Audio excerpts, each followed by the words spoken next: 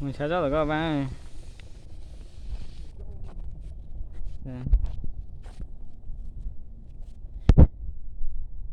Như là cái trời phong này, muốn nhảy cho gió nọ mình sẽ dốc.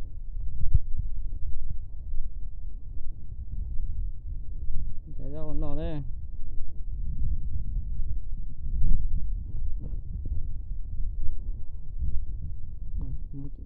Như là khủng gọt thì mà cái món này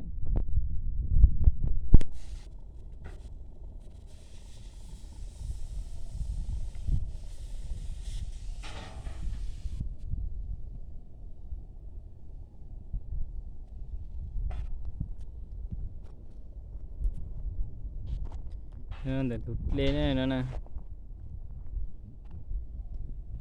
đi dâu tụt lên này.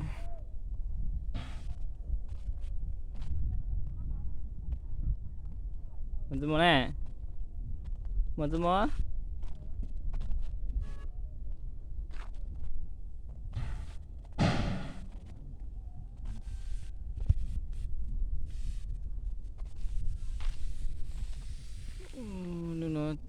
nó chắn đâu nó cho phua nó cút nữa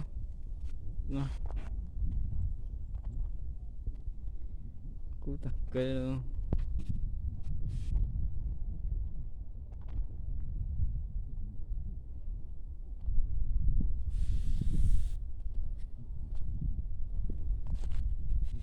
Như là chỉ khủng gò thế đấy nó.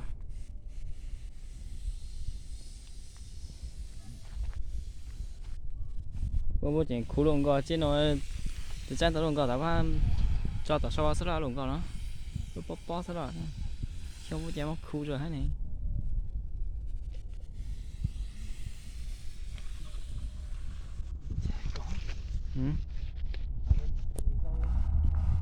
Mở rau lệ mở rau lệ nè.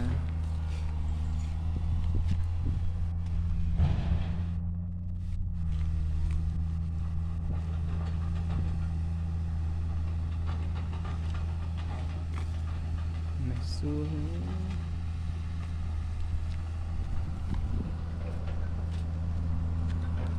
mà chắc là na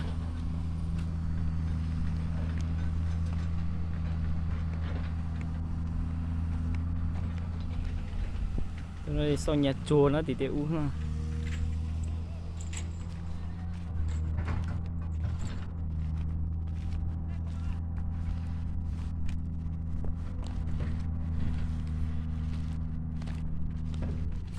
Giờ sáng thì có bố trò chơi đấu thì có hả? Chơi thì chơi dùng nó thì dùng chơi nè. Thì chơi nó thì ta đi có để một cái giống.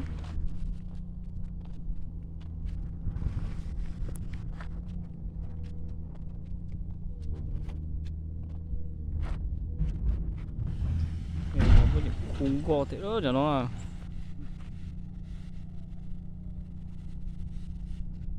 Ta tạo sử dụng khủng gò mà